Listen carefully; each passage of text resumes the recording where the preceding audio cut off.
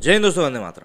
पिछले कुछ दिनों में हम लोगों ने देखा कि किस तरीके से साउथ इंडियन सिनेमा, चाहे हम कन्नड़ की बात करें, तमिल की बात करें, तेलुगु, किसी भी लैंग्वेज की बात करें, साउथ इंडस्ट्री की मूवीज बॉक्स ऑफिस पर या फिर टेलीविजन पर या फिर ओटीटी प्लेटफॉर्म्स पर तहलका मचा ही रही हैं। और उनके सामने बॉलीवुड के जो बड़े बड़े सितारे हैं जो कि जमकर बैठे हुए हैं, वो सब के सब ऐसा लग रहा है बौने नजर आ रहे हैं।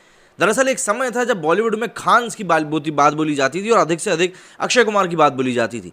साल में अक्षय कुमार 2-3 फिल्में करते थे, वो सबकी सब 100-150 करोड़ पार करती थी और उनकी मूवीज ब्लॉकबस्टर कहलाती थी। लेकिन पिछले कुछ दिनों में सारे समीकरण बदल के रख गए हैं। दरअसल भारत के सामने अब 100 करोड़ या 200 करोड़ का आंकड़ा नहीं, बल्कि अब 1000 करोड़ का आंकड़ा निकलकर सामने आया है। और ये 100 करोड़ के क्लब में शामिल होकर सक्सेस पार्टीज होती थी, तो आप जरा सोचिए कि 1000 करोड़ के क्लब में जो साउथ इंडियन मूवीज शामिल हो रही हैं उनका क्या होगा।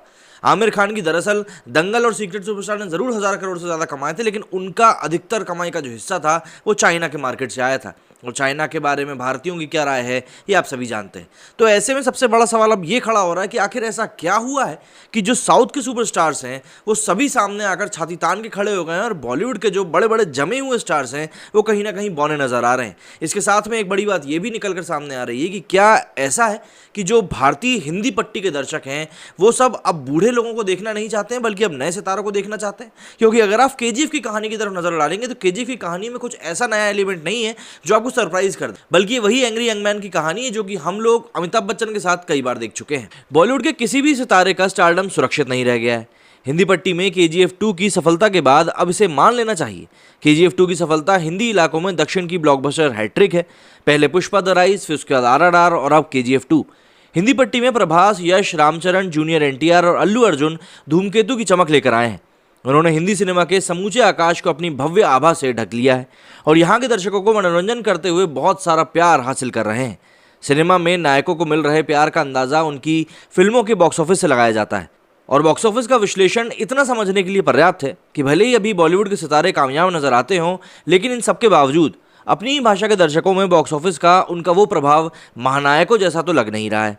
कम से कम एस.एस. राजमौली के निर्देशन में प्रभास स्टार बाहुबली 2 के बाद तो लगभग ऐसा ही माहौल बन गया है। बाहुबली 2 साल 2017 में आई थी, 5 साल पहले फिल्म के हिंदी वर्जन ने 510 करोड़ से ज़्यादा कमाई करी थी। ये हिंदी भाषा में किसी भी फिल्म की तब तक की सर्वश्रेष्ठ कमाई है। 5 साल के वक्त में हिंदी सिनेमा ने भी एक से बढ़कर एक भव्य फिल्में बनाने की कोशिश करी, लेकिन देसी बॉक्स ऑफिस पर कोई भी बाहुबली 2 के बेंचमार्क को तोड़ना तो दूर, उसके मतलब आसपास भी नजर नहीं आई। यहाँ तक की तुलना में अक्षय कुमार की भी फिल्में कमजोर ही मानी जाती हैं। बस उनकी सफलता का भरोसा सिलसिलेवार है। इसी अवधि में आई रणवीर सिंह, शाहिद कपूर, दीपिका पादुकोण की पद्मावत ने 13 हफ्तों में 300 करोड़ से ज्यादा कमाई का लाइफ टाइम कलेक्शन किया था।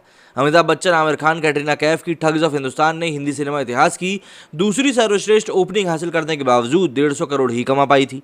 आमिर की दंगल को जरूर पिछले कुछ सालों में एक अपवाद माना जा रहा है, जिसने करीब 387 करोड़ की कमाई की, लेकिन ये उस भारत के ग्रामीण आत्मा की कहानी है जिसे कारोबारी निर्माता पर्दे पर जगह देने लायक समझते ही नहीं है। ऐसी कहानियों को भव्यता से बनाने की बात तो आप छोड़ ही दीजिए। सलमान खान की भारत ट्यूबलाइट वाली गति का ही शिकार बनी और 200 करोड़ से कुछ ज़्यादा ही कमा पाई। ऋतिक रोशन और टाइगर श्रॉफ की 8 हफ्तों में वॉर ने करीब 317 करोड़ से ज़्यादा ही कमाई नहीं करी। और तो और बॉलीवुड के बादशाह कहे जाने वाले शाहरुख खान की जीरो 5 हफ्ते में कुल जमा 90 करोड़ ही कलेक्शन निकाल पाई थी। जीरो बॉलीवुड में ऐतिहासिक आपदा की तरह नजर आती है। बड़ी फिल्मों की तुलना में इसी अवधि में बॉलीवुड की बर्बाद हुई फिल्मों की लिस्ट बनाएं तो कागज़ भी कम पड़ जाएगा। इससे ठीक उलट अगर हम दक्षिण की फिल्में देखें तो वो इतिहास बनाती हुई दिखाई देती हैं। बाहुबली 2 के अलावा रजनीकांत की सभी पैन इंडिया फिल्मों ने न्यूनतम स्क्रीन और के मुकाबले में बॉलीवुड फिल्मों के होने के बावजूद हिंदी पट्टी में 150 से 200 करोड़ की सीमा रेखा तो लांघी है। प्रभास की साहो 142 करोड़ कमा ली जाती है। अल्लू अर्जुन की पुष्पा कोरोना के बदतर हालात और मुकाबले में रणवीर सिंह जैसे स्टार की 83 और हॉलीवुड के स्पाइडरमैन के बावजूद 100 करोड़ से ज़्यादा कमा लेती है। आरआरआर 4 हफ्तों में ही 250 करोड़ का लक्ष्य हासिल कर लेती है और केजीएफ 2 सिर्फ 2 दिनों में 100 करोड़ कमा लेती है। साउथ की फिल्मों के ओवरऑल कमाई की बात करें तो बॉलीवुड की 1 और 2 फिल्मों के अलावा कोई और दिखता ही नहीं है। ये हालत उस दौर की है जब तमिल के युवा महानायकों ने और तेलुगु कन्नड़ के कई सितारों का हिंदी पट्टी में आना अभी भी बाकी है।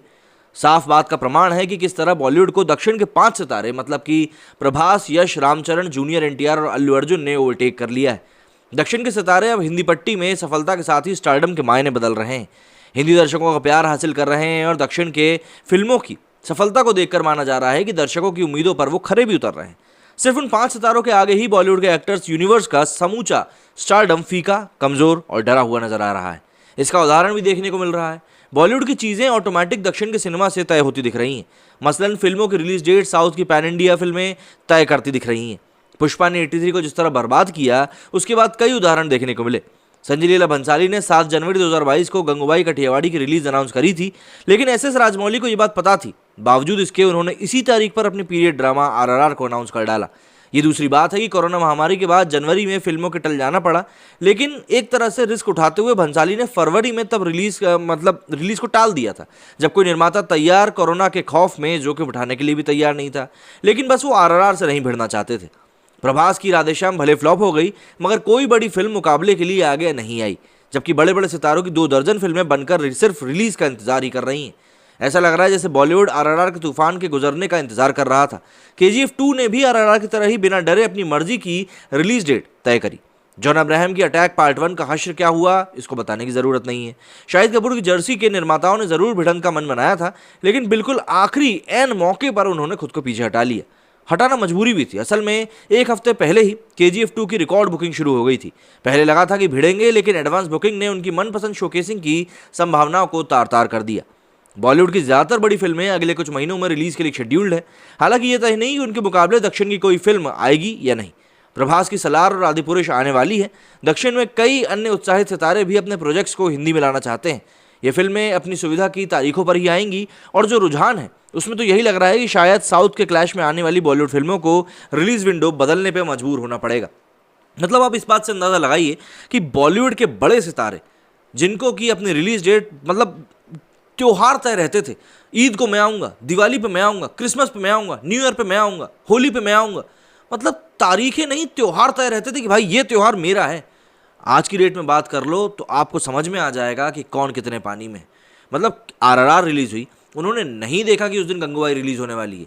केजीएफ रिलीज हुई, उसने नहीं देखा कि उसी दिन जर्सी आ रही है, उस दिन कौन दूसरी बीस्ट मूवी जो कि साउथ की ही है, उन्होंने ये तक नहीं सोचा कि बीस्ट हमको टक्कर दे सकती है। उन्होंने साफ कहा कि दोनों मूवीज के दर्शक हमारे पास मौजूद हैं, दोनों मूवीज के दर्शक मौजूद हैं और दोनों मूवीज को ही भरपूर प्यार मिलेगा। वो बात एक अलग है कि बीस्ट की जो माउथ पब्लिसिटी हुई उसमें काफ़ी नेगेटिविटी आई और मूवी लोगों को पसंद नहीं आई, इसलिए 3 से 4 दिन में ही उसने केजीएफ के सामने घुटने टेक दिए। लेकिन केजीएफ के मेकर्स वहां पर भी झुके नहीं थे। पुष्पा की बात करें, झुकेगा नहीं से बात याद आई है तो पुष्पा 83 के सामने रिलीज हुई थी। वही 83 जिसकी हाइप इतनी बड़ी बनी हुई थी कि कोई भी उसके सामने टक्कर लेने के लिए खड़ा होता नजर नहीं आ रहा था। लेकिन उसके बाद भी 83 के सामने पुष्पा रिलीज हुई और फिर 83 का क्या हश्र हुआ ये हम सभी जानते हैं। तो यहाँ पर सीधी सी बात यह है कि अब बॉलीवुड के बड़े बड़े सितारों को कहीं ना कहीं जगह तो साउथ इंडियन सिनेमा को देनी पड़ेगी, क्योंकि अगर उन्हें नहीं दी तो इनका सिंहासन तो अब जा चुका है। सिर्फ नाम मात्र की डंडी पे टिके हुए हैं ये लोग। वो डंडी को भी अगर टिका के रखना है तो कहीं ना कहीं इनको वो ड्यू रिस्पेक्ट देनी ही पड़ेगी, पैसों से ऊपर उठ के, पैसों के लिए नहीं, पैसों से ऊपर उठ के, वरना पब्लिक सब देखती है, पब्लिक सबका रिजल्ट तय भी करती है। मेरे स्टूडियो फिलहाल इतना ही। जय हिंद, जय भारत।